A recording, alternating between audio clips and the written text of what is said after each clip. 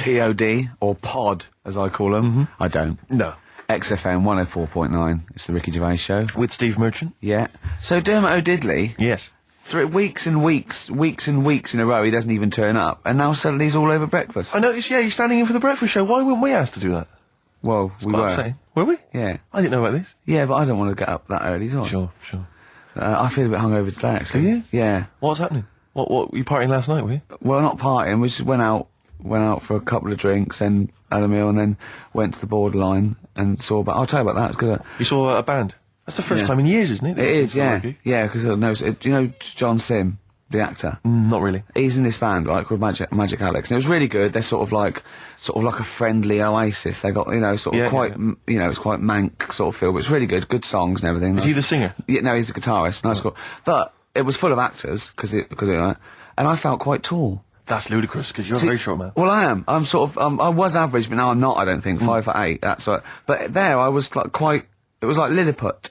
So I just got to hang out at actors do. Yeah. This is the reason, because actors are often quite handsome people, but yet they're always quite obnoxious. We are. No, I mean, they're normally quite obnoxious, Rick. Again, you're a good example of that. And yet, I think it must be the small man complex. That's what makes them so obnoxious and so kind of desperate for attention. Didn't realise it before. Steady on. Because of course I tower above everyone. You do, don't you? I'm, for people who don't know, who are listening, I'm 6'7" tall. That's high. Yeah. That's big. And for people who've never seen him, he doesn't hold it well. It's not like he's a sort of handsome athlete, is it, Carl? He's a bit of a, what would you call him? Carl, don't answer. No. Don't get drawn into that. You know the game he's playing. No. Do you know yesterday when you were in the office? Yeah.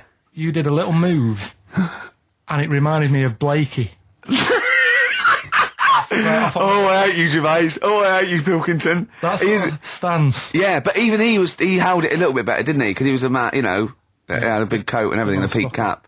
But, yeah. I can't believe you. Like, I've not suffered enough from being freakishly tall. Now, two of my best buddies, live on radio, are just... It's not just height, though, is it? It's the posture and the face and everything. But it's got your places, hasn't it? No? What do you mean it's got me places? I think people give you a bit more of a chance in your career and stuff. It's like... What, yeah, stacking shelves? Because I can reach to a high level.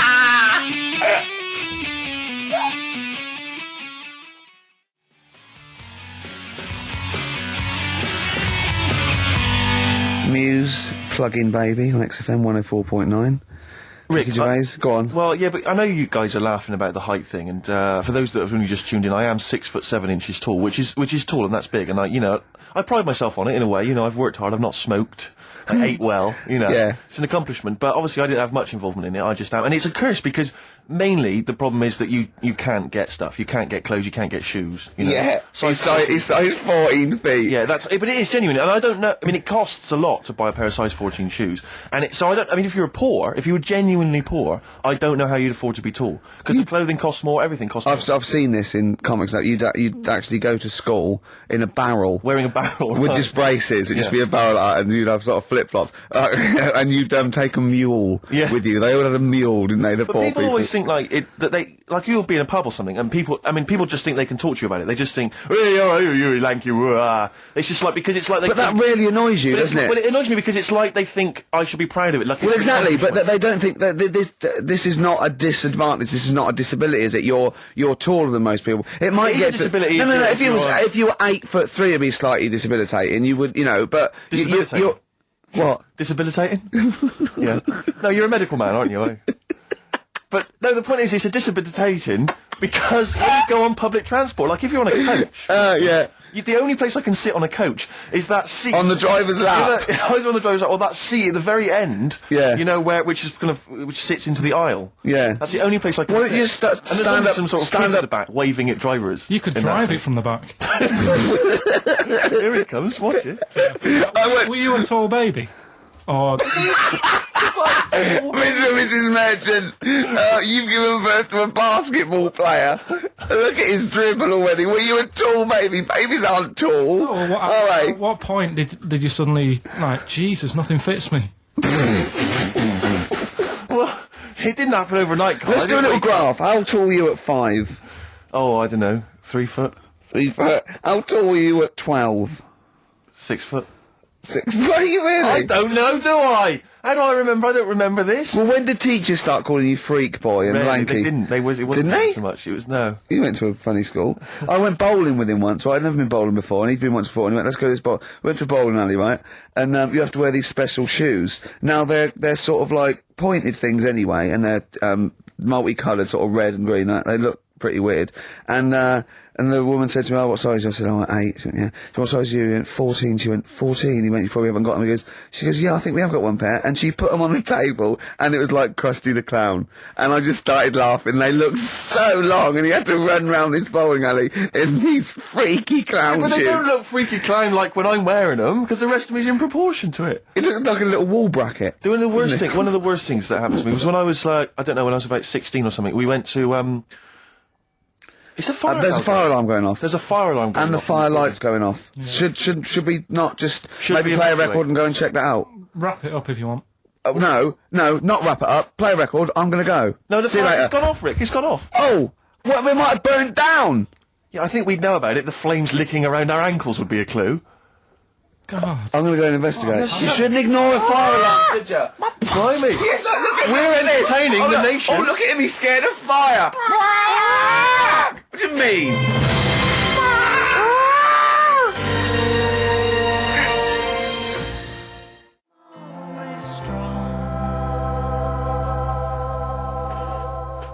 Mercury Rev.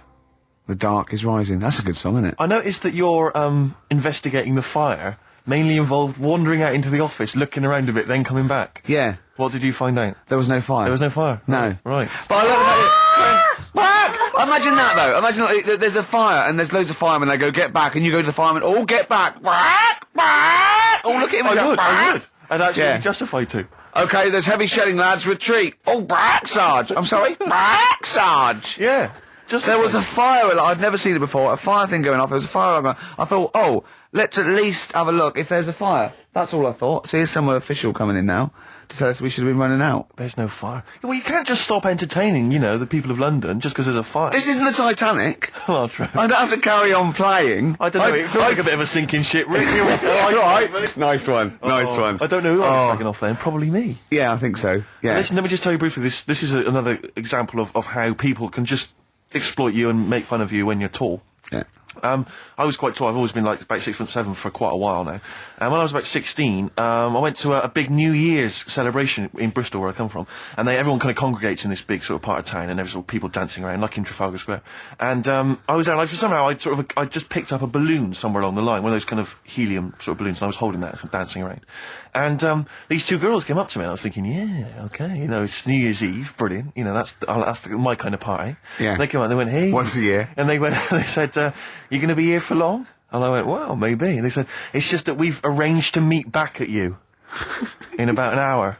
I went, what do you mean? I went, well, it's just because we can see you wherever you are. Don't worry, you can move around and stuff. We'll see you with the balloon. Just arrange to meet some friends. I love that. A landmark. So, like, pilots use that. Oh, we're just coming in. There's when we see Steve Merchant, we'll be descending to Bristol Temple Mead. What's really funny is New Year's Eve, Trafalgar Square, you got a huge column, but they use Steve as like the meeting point. Steve's got a huge column. Brilliant, Rick. Well done. Award-winning comedy from Ricky Gervais.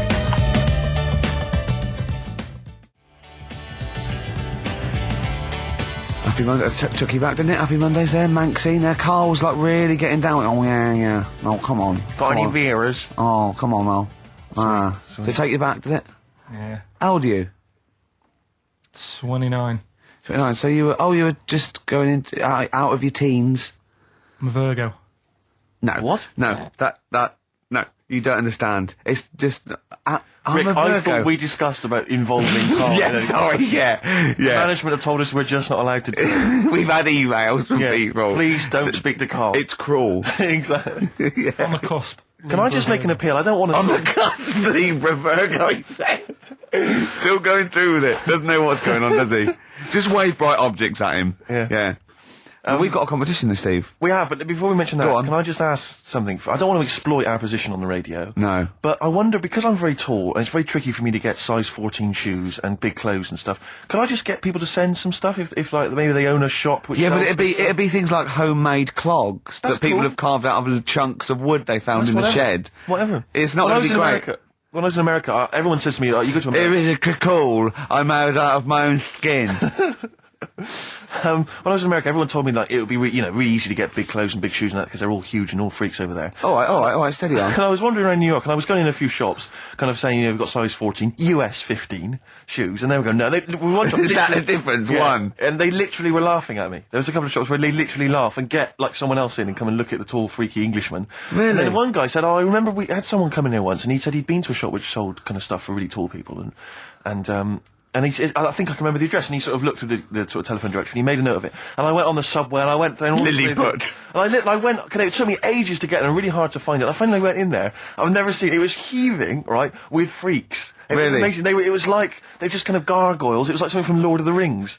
They were just kind of these tall people and kind of gnarled. Did they turn around and start bowing to you? It was incredible. Yeah. When I went in, I just said, hi, I'm looking for a kind of da-da-da-da sort of thing. Guy went, yeah, sure. And he sort of hobbled off into the darkness and came back with exactly the kind of pair of shoes I wanted. I couldn't believe my luck. It might be a magic shop. But it was like that shop in Mr. Ben. It might have been a dream, though. You see? Have you still actually got the shoes? No. Because when Mr. Ben sort of like goes back and wakes up next day, he finds like a feather in his pocket where he remembers he was a 17th century sort of squire or something. Yeah. You know what I mean? The classic episode of Mr. Ben when he becomes a 17th century squire. Oh dear. Mr. Ben learns to play the harpsichord. But it's like when Mr. Ben, that black shopkeeper goes, right, are you going to pay for that?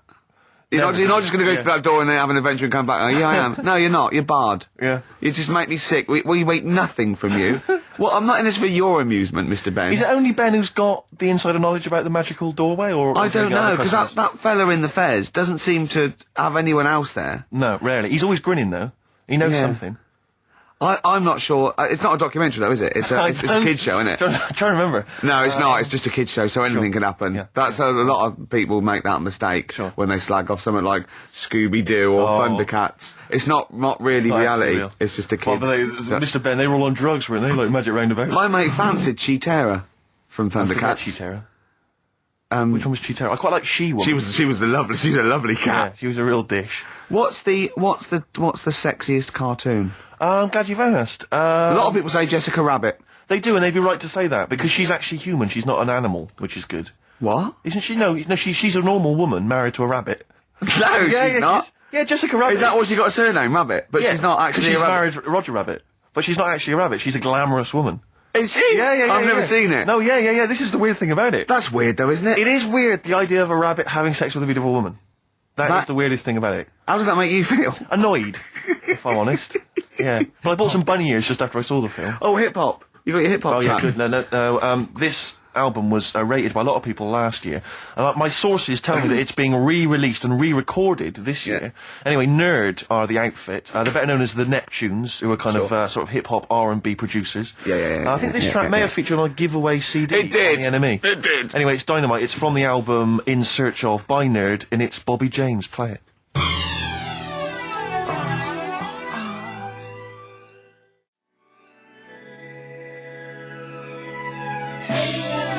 Nerd from the album In Search Of, and that's Bobby James. Brilliant. It's great. It's really big. It reminds me a little bit of Warren G. That chorus. Sure, yeah. And apparently the album, it was on kind of limited release, so it's quite tricky to get hold of. But as I say, I think they're re-releasing it. Well, you should tape off the radio because we're doing lots of features. Yeah, no, I'll maybe play that again in the future. Just tape it off. I'll tell you what, I'll play the whole album over the course of the next couple of weeks. Yeah, and we're just I mean, we're going to have us talking. We just go now, and we press can't play and actually record. say we can't advocate you tape it off the radio because that's breaking. No, or maybe I'll just do some bootlegs of the catalog and just sell them Camden Market for £4. Exactly, fine. Yeah, something like that. Yeah, I mean, we won't. I mean, we shouldn't really say that, but Warren G is Dr. Dre's cousin, is he, or something? Is he? Warren G, right? I think is his cousin. Yeah. But I know he's got a famous brother as well, and I think it's something like Nate Dogg. It could well be Nate Dogg. We could maybe someone would know that and could email or phone in. Yeah, or email maybe kind of. This is the best thing about being on the radio. I can think of something. There was a competition on Virgin, right? I was listening Virgin. I think 105. No, what is it? I can't remember. Yeah. Good station. Good station. And they had a competition, right? And it was to win a trip to America on the Enterprise. It was all about space. And there was one question, answer 3 right, and it was who was the first one into space? Yuri Gagarin. Who was doing that? And then the third question was how much bigger than the moon is the sun? Is it twice as big or 4 times as big? And this one went 4 times as big. Went correct. It's not. It's hundreds of times Probably a bigger. lot more big, I can't yeah. believe. Can someone look that up on the internet? And how many times bigger is the sun than the moon? It's not 4 times. It's huge. It's like beach ball to a pea type dimensions. Which DJ was it? Do you remember on Virgin? I can't remember, but it was the one on sort of about 11 o'clock. I Wouldn't want to be about. Yeah, he's embarrassed himself. He's hasn't embarrassed he? himself. When we do quizzes, we never get anything wrong. That's true enough. During that track, I'm chilling out. I'm loving it, aren't I? Carl goes, "Do you know how baguettes came about?" Do you know how baguettes come about? I went, "Go on," and Steve went, "No, save it." Wait a minute, though. I'm thinking, Rick, people are going to be desperate to know the answer to that. Why don't we play some ads and some music and stuff? It's like a cliffhanger. Exactly. How did baguettes come about? Whatever he says is going to be good. Stay isn't it? tuned to XFM to find out.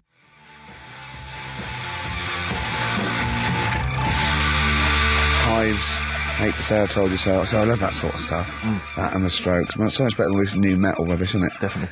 Now, most people think we talk rubbish on air. Yep. If they could hear the conversations Off that air. go on, I know.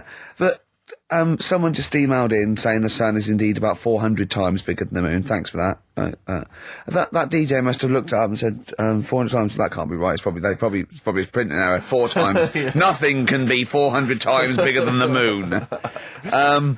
Carl went, yeah, but the sun, it's only got 1 million years, isn't it? I went, what? He went, on that space programme, it said that in 1 million years the sun will be destroyed. And he said, and then we're all shafted. Right? I laughed. Steve went, no, it's okay. By then, we'll be on another planet.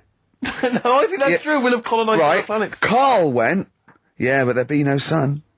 Steve went, well, there's other suns, which is true. Carl went, well, I went, well, yeah, every star is a sun. Carl went, well, not really.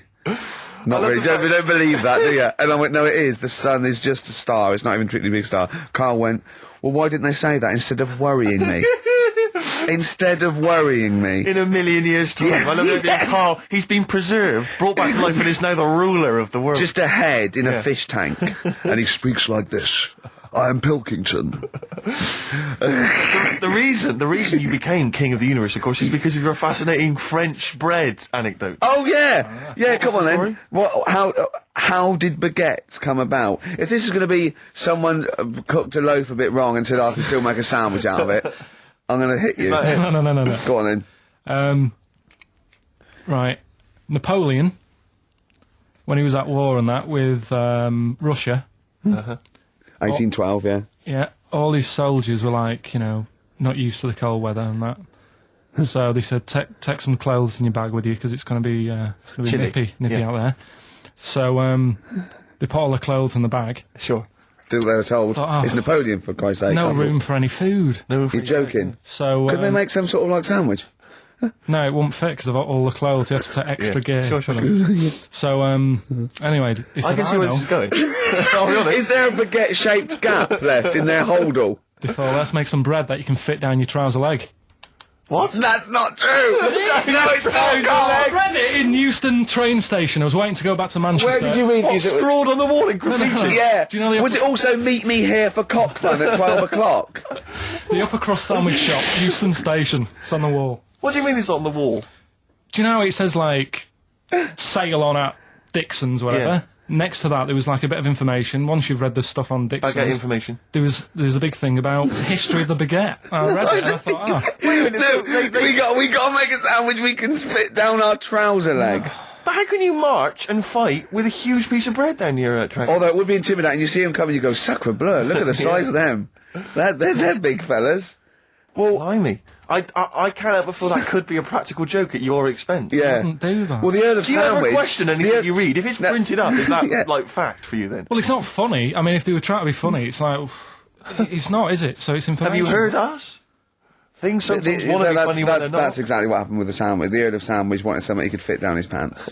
And it was those triangle cut sandwiches wrapped in cling film were perfect. You might be right. You might be right. I am. Because the Cornish pasty, so they could drop it down the mines, isn't it? Is it? They wrapped it up they wrapped up like meat and vegetables in pastry, and they sort of crimped it, and it was like and they dropped it down the mine. So, yeah, that's how that came about. And bagels were originally made so that people could play hoopla, but then eat afterwards. I don't know if you're aware of that. That is true, Carl. Well, anyway. Call my bluff. Is that true? Yeah. They're all true. They're all true. Yeah. Tell your kids that when you have them. Yeah. You know, if they're still alive in a million years. Well, it might be true. Can someone confirm that baguette fact that it was so Napoleon could stick it down Not him. his trousers? Not him, his soldiers. His men. Yeah. Fascinating information. Fascinating bread information, Carl. Radiohead. Yeah, now this is my song for the lovers. It's a beautiful track. It's Let Down off OK Computer. It's one of my favourite Radiohead tracks. It's lovely. Right, set the tape going now if you want to tape those songs.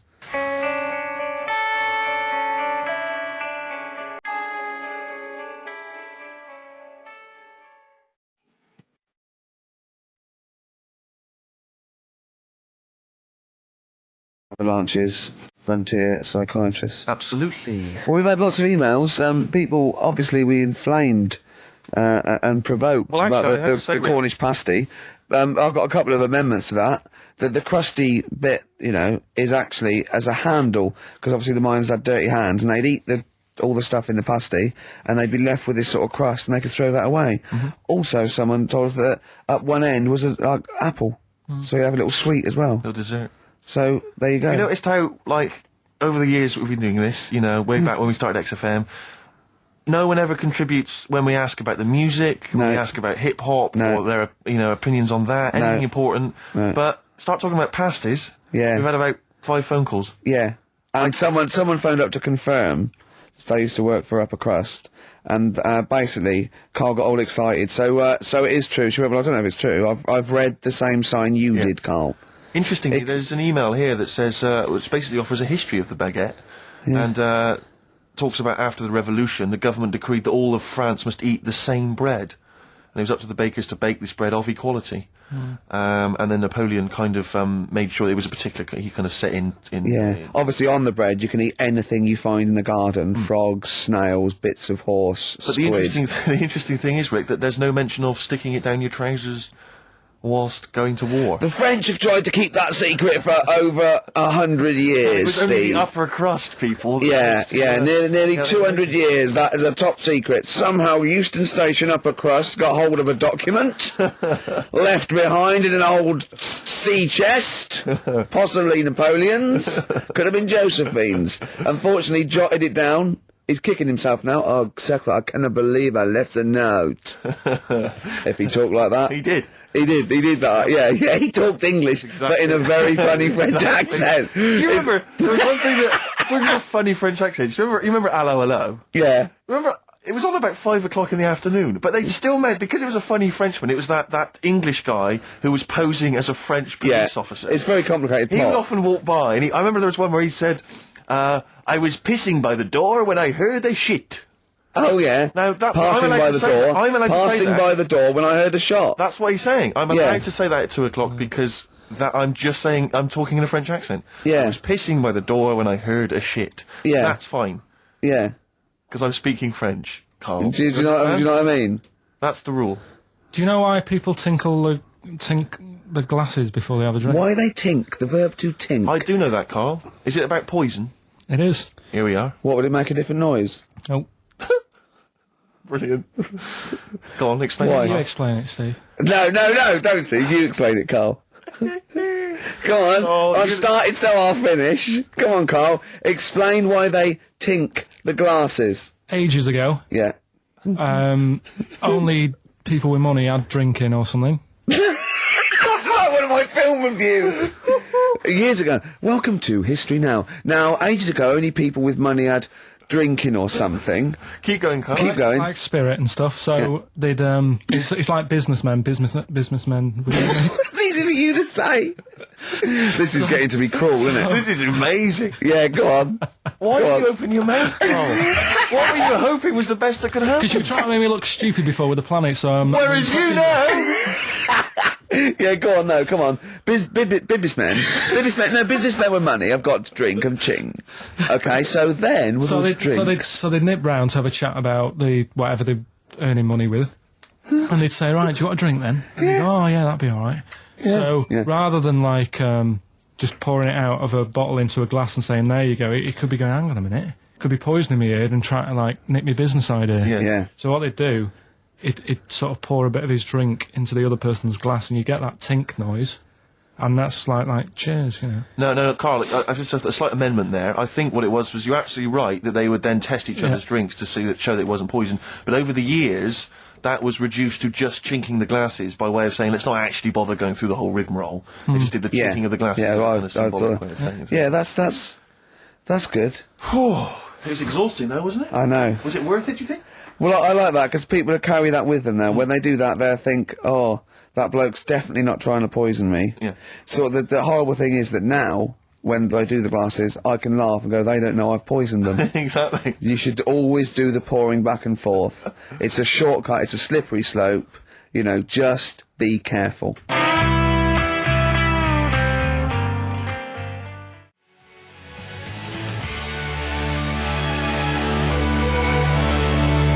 Ash, there's a star.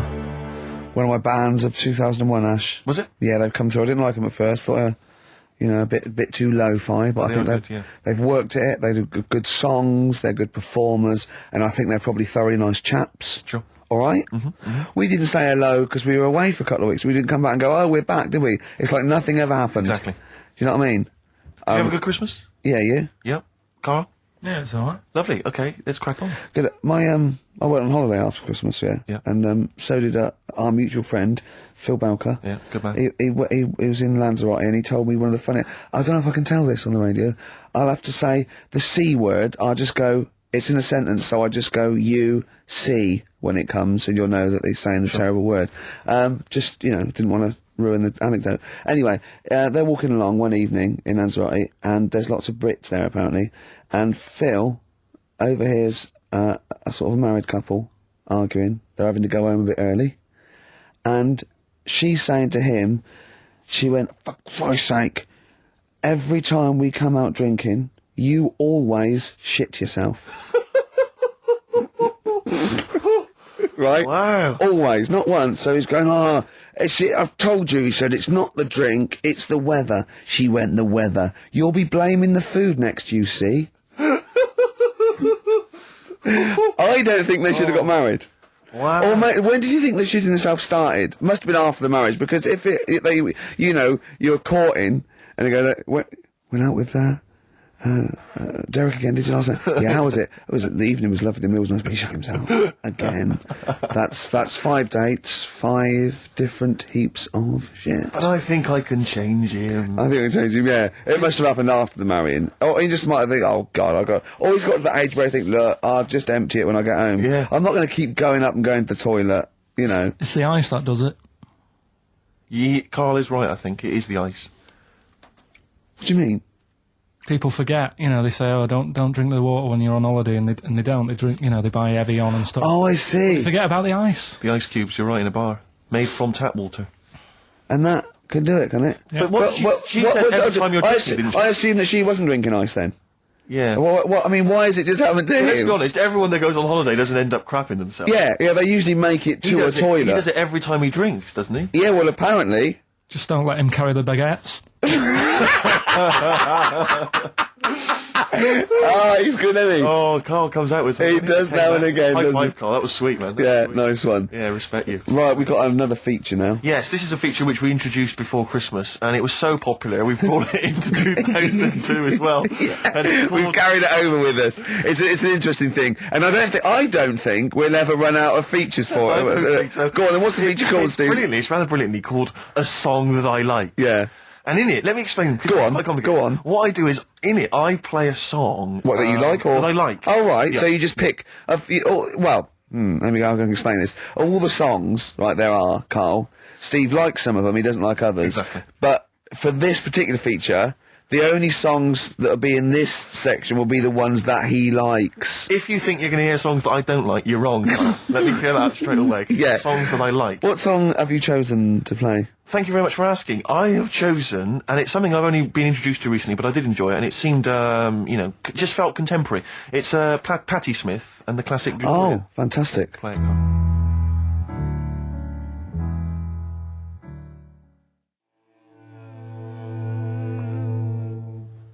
Gloria by Patti Smith. Did you enjoy that? Yeah, I love it. It's lovely to hear that again. I've always been one of my favourite tracks. And as Carl pointed out, sounds remarkably like, who did you mention? PJ Harvey. Oh yeah, well, yeah, everyone knew that. She was obviously very influenced by her. That's fine, that's fine. That's alright, that's allowed. That's cool. I like PJ Harvey too. Exactly. There's enough room for two. You're absolutely right. Here we are then. Let's just take a moment to think about what we've done, you know. Yeah, well, it's been good. We've enjoyed it. It's an hour and 20 minutes. We've talked about shitting yourself. We talked about pasties. We've done pasties. A number of pastries, actually. We never got the. We should run a competition. Who's the tastiest cartoon ever? Well, actually, I threw up Cheetara. I threw up Jessica Rabbit. I've had some people contribute here on the email. We've got someone here. Dom has emailed us. He's told us that for him, Daphne from Scooby Doo. Yeah, popular choice. And obviously, this is one I've never quite understood. Wilma from the Flintstones. I've actually always felt that Wilma. I don't know. I just thought she was a bit. No, not Wilma. Homely. Betty, surely. Yeah, Betty. Well, this is what I mean. Wilma. I mean, yeah, Betty, surely, but Wilma. No, I mean she's quite homely. But Betty, yeah. Come on, Steve. You wouldn't say no to Wilma. No, I suppose not. If it was, I'd be worried about Fred if he found out. Well, I'd hate to do it, you know. I wouldn't want to do it to Fred. He's a good guy. He is, isn't he? He's a bit of a chump. Whereas Barney, to be honest, I don't think he deserves Betty. Do they both work in the quarry? Because, I mean, let's be honest, Fred, not a smart man. I mean, he obviously didn't come out of rock school with anything other than a couple of basic O-levels. I know, but he's a hard-working, sound sort of guy. They got a big house, they got like a TV, they got that bird thing. Yeah. I mean, be honest, if I was Fred, I would be a little bit disappointed that my kid does nothing, whereas Barney's can lift up sort of tall buildings. Sure. Bam, bam. He's a very strong... You know. I mean, interestingly, Fred loves his job. He's always yabba dabba doing at the end of the day. He does. He spent the whole day lifting rocks from one place to another. I'll tell you what, I wouldn't take that from that cat though. I would. If a cat picked me up by the scruff neck and put me out, right, on the doorstep, I'd go mental. I'd get rid of it. It is a saber-toothed tiger though, Carl, so it could rip him to shreds. It's not like a normal domestic cat you have nowadays. You know when they go to the drive-in at the beginning? Yeah. And they order maybe some ribs. Yeah, that huge rib, and it tips the car over. Yeah. Was that her first day on the job?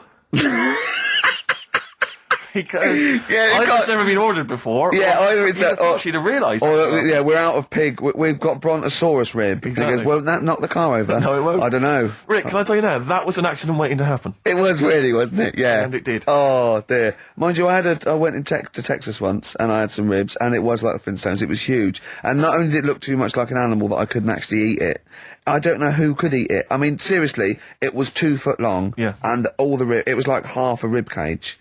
And it is incredible. My friends lived in Texas for a while, and they once were in a kind of diner, and there was you know those kind of benches that are attached to the table itself, like a kind of picnic bench. Yeah. And this huge fat guy came in, he came wobbling, he ordered like this kind of everything you can eat meal, and his fat kind of sort of kind of his big fatty fat, and his fatted on the fat table. It wrapped itself around the table and everything. He was chowing down, and when he tried to leave, the table came up with him. Oh no! Imagine that. I mean, they are fat, aren't they? They're big people. They're huge people. But it was that thing we talked about before, that bloke on Jerry Springer Show who was like 80 stone, right? Now, I felt quite sorry for him. He was really sad and he was crying. It is rad, but my point is this, right? When he got to, say, 50 stones, didn't he go, that's too much. That's got to be enough. For a land animal. Exactly. Do you know what I mean? Yeah. That's big, isn't it? I mean, I'm getting worried. I'm 13 stone, and I am genuinely getting worried. I'm thinking, oh, yeah. God. When you've got that big, when you've actually got your own mare. yeah. When you have to get in helpers to look what the scale says. Yeah. Like 4 or 5 people lift up your belly and go, it's 52 stone. You go, that's too much. Exactly. I'm going to only have 9 breakfasts when you today. When you begin to appear on the Ordnance Survey map. yeah, exactly, yeah. When you've got your own symbol. It's like, we can see 2 things from space now, Fatty and Steve Merchant. We'll be landing at about... Well, no, I'm just saying at all, you're not fat, are you? You're freakish and big. Just another quick thought. Someone's mentioned Daphne from Scooby-Doo, but I've always had a soft spot for Velma. Velma. Because Velma's in glasses. I mean, I'd have She's clever. Can I tell you what would have happened if I was in that environment? I was maybe on the... Your glasses would have got tangled up. I'd have always had I'd always been making a play for Daphne, right? And Velma would have fancied me, but I'd have always ignored it because I was playing for Daphne. And then when I finally realised it was never going to happen with Daphne, I'd have blown it with Velma. Maybe not, though. Maybe not.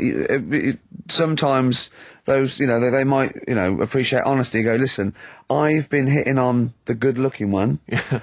Oi, Four Eyes. Yeah. Do you fancy it, Chubbs? Exactly. Something like that. Let's be honest, is what you're saying. Well, yeah. I'm wondering, I don't mean to be libelous, but Velma, she was quite short, the glasses, the short hair. Lesbian? Hung around with the dog and Lesbian? the bloke.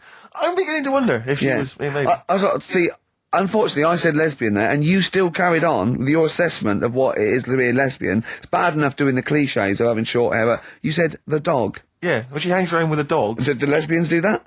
Well, have you seen some lesbians? They're right dogs. Good night. Have you seen what I've done there? You know what I've done there, Rick? Comedy award winning. Oh, God.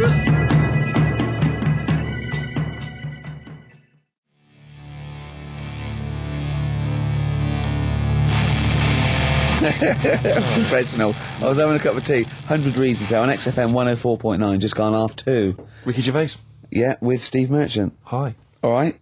Rick, we've got a couple of emails in here, and they're saying they enjoyed your performance over the Christmas period on a programme called 100 Greatest TV Moments. Yeah. Did you do an interview or something? What was the deal? I didn't see this. Yeah, the Office was in there, wasn't it? And I was interviewed for it. But what are they talking about? They enjoyed your performance. Come on, tell me. You know, do you? No, I don't. It's the thing that I did on Razzmatazz. Oh, is this where they found a clip or something? Yeah. No, I was in a band and we had one single out or something, and I did one TV appearance when I was about, oh God, and they showed a bit of it, about 7 seconds, me on Razzmatazz. Oh, God. Razzmatazz, for those that don't remember, was like a kind of, I suppose, what was it, like a kind of CD UK of its time? Yeah, exactly, yeah. And, oh God. And it was of the time, sort of new romantic. And they showed a clip of this? I looked about 10 and about 5 stone with hair and makeup and girly clothes. My sister actually said I look like Posh Spice. Brilliant. There's a funny story about that, right? Because we were rushed and we had to do this thing, and we were, oh God, and we were meant to take a flight to Newcastle. And Where were you travelling from, London? Yeah, but we got there and we didn't have tickets, we were told to be there, but the A&R man overslept. Right, for the record company, overslept, and it was terrible, and we were fretting, and eventually it was too late to get the plane. We missed the plane. We had to get a train, and it was really kind of fine. They were back and forth, going, yeah, if they come now, we can still do it. We're going to miss it, and this was like a big promotional thing. And we got there, and they went, oh, God, right? And I had this sort of like jumpsuit I was wearing that I'd cut off, put that on backwards. A jumpsuit? Yeah, Brilliant. I know. Is this what was bad. on the clip? Yeah. I had that on back to front, and there was no time, and I think I even mimed wrong at one point, and it was awful. But the funny story is this, that when we were there, we didn't have our tickets. This was at the airport? We bumped into Bucks Fizz. The guys and girls from Bucks Fizz and their manager, so there's like 5 of them, right? And there's 2 of us, and they had 5 tickets. And Bucks Fizz tried to smuggle us through. And so they went through the things, right? And they went, tickets please. And he just waved 5 tickets that he had, like that, goes, this is us, right? And they went, well, can I have a look at them? And they went, there's only 5 here. And they just looked at us and went, sorry lads, we tried. We were nearly smuggled through. By Bobby. Carol. They couldn't even with their powers. They were the height of their powers. Because that was like the make-believe time. They'd already done making your mind up. I thought if anyone can get us through customs check, it was the Fizz. But even the Fizz what I like could though, not get us that through. reassures me, I have to say, about kind of airplane travel. You know, in these kind of troubled times, it's nice to know that even someone like Bucks Fizz couldn't get, smuggle someone through. That's good, because even the top security man went, hold on, there's 5 in the Fizz, there's 5 tickets, those 2 lads are not going through. Exactly. Yeah, that makes you more secure about air travel now. Well, it's lovely if I'm in America, and I see 5-star, trying to get through customs. With 2 other lads. Exactly. I think, wait a minute, what's going on there? Yeah. Wait a minute, security guy stopped him, it's fine. It's fine, yeah. There's only 5 in 5-star. Oh. It's lovely to know that. Yeah. I love the fact, and did you know the Fizz previous? Was this your first run-in with the Fizz? No, they were doing the Taz, same as us. They were doing the old Raz, same as us. Did you recognise the Fizz and go, oh my God, that's the Fizz, let's try and sneak in with them, or did they recognise you? How did it work? They wouldn't have recognised us. Exactly, that's what I'm thinking. I love the audacity of going up to Bucks Fizz and saying, try and smuggle us in. Can you try and break aviation law for us? Now, now it's time to make your mind up. We're going to the land of make-believe. I did that and they laughed. They went, brilliant. We'll get you through, lads. Yeah. Just stay tight. I was actually on top of Bobby's shoulders in a long coat. Lovely. Yeah, but Bill... Well, seriously though, I don't understand what their plan was. Like, they would have gone, through. It's the Fizz, let them through. Yeah. get. Don't bother checking the It's like, we're not wasn't even answering. We couldn't even get to Newcastle. Do you Getting think a it was plane to wearing your Newcastle? jumpsuit backwards that sort of gave it away? Well, no, but see, I didn't have it on then. I was just in civvies. I just had jeans and a t-shirt then. I didn't even have my hair gelled. I was just Wow. like cash. I then. saw it. I thought it looked all right. Did you? Did you? Well, I mean, for Then in a you. tight jumpsuit. Yeah. cheekbones. Brilliant. Yeah. I had some cheekbones. Yeah. That was the. That was. If anyone else saw it, or maybe they taped it let's- and they've got let's a leave clip, it now. because I'd love to see it. I missed it. Well, I'll get you one. Slide If you around have the it, room. put it. I'll tell you what. Why not create a website, and put that clip on there on a constant loop, and then send the address in, and I'll give it out, and people can check it out for themselves. Yeah, brilliant. Is that okay? Yeah. Cool. I'll have to lose weight now. Yeah. That film. Oh, now we come to the feature. We're carrying this over 2002 because it was such a great success. Everyone's talking about it. Do you remember I stopped my film reviews because I'm only doing films I like, and I've done all the films I like. That's where other film reviewers fail. Sure. Because they review substandard films. Exactly. My average is still 9.5 out of 10. Yeah. And no one's beaten that. Not Barry Norman, not Jonathan Ross. No one's got an average of 9.5 out of 10 for the true. films they reviewed. So I'm keeping it there. I don't want to drop my standards. However, that film sounds good. This is where I pick a classic track from a film that I might not have seen, right? But I like the song. I might go and see the film. This is Almost Famous. The film was Almost Famous. I Not a haven't great seen film. it. I haven't seen it, right? But a song. Now, don't panic. Listen without prejudice. This is Elton John, but it's when he was good, okay? When he was a bright, funky, young Brit glam star. Wonderful song, wonderful tune, wonderful lyrics. It's Tiny Dancer.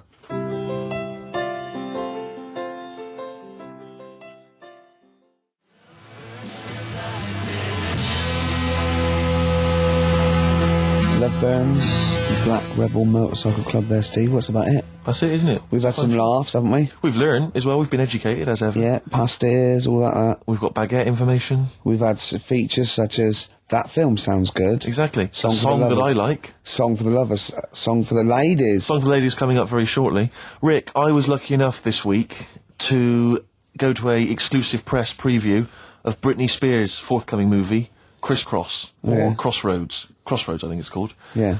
It's not related to the popular TV show. Right. Rick, I'm assuming you'd love me to do a little review of it now. I can't, because it's No, I wouldn't. embargoed until March. I can only talk about it in March. No, I Otherwise, wouldn't, the no. press people will go crazy. No, I don't. I wouldn't want you to. Well, no, I imagine you want to know all about Crossroads. Not really. Because I cannot tell you anything. Well, don't then. I mean, just. Well, fine, you I've can got- ask me questions, you can pump me for information, I cannot tell you anything about it until I March. would pump you for no reason ever. No, but Rick, Certainly not for information. Carl, doesn't matter what you ask me about Britney Spears' Crossroads, I cannot tell you anything about it. Alright. Okay? Okay. But seriously, if you want to know the plot or what I think of it, I cannot discuss it. Okay? And if the listeners want to email in questions, they can. I cannot reply until March. So hang on for that. I've seen the film already. I've already seen the film myself in advance of everyone else. I Yeah. can't tell anyone about it Right. until March. That's the kind of I'll exclusive. tell you what, though. Go on. Maybe I'll review it in March. No, you can't. Why? Because you haven't seen it, and I have. Yeah. But if you want to ask me a question now about it. Well, that's you in March. Yeah, but if really you wanted bothered. to know now, you couldn't know. I wouldn't be able to tell you. Right. Song for the Lovers. Yeah. Ladies, Anyway, sorry. song for the ladies this week. I was lucky enough to get given as a Christmas gift the Rolling Stones complete singles collection. Good And present, good well, present. it's an absolute joy. And I'd forgotten how brilliant Wild Horses Oh, great is track. from the Stones. So I thought I'd play that this week for the ladies. Let's leave them with that. Jagger and Richards at their best. Beautiful. Watts is in on it. If I know Wattsy. I mean, cannot- Wyman was still there those days. See you next time. Bye.